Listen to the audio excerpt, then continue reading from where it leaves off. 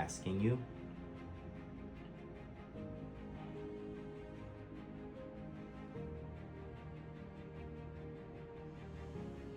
And this, sometimes the technology doesn't work. You can find it in the actual the free 2026 code book. They give it to you online. You can go in there and find it. I don't know why.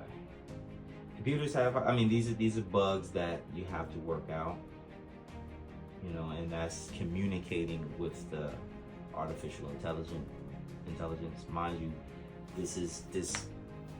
this technology has been out for, I want to say, not even 2 weeks. So there's some things. I hope I don't have to sign in. God damn, I already supposed to be signed in.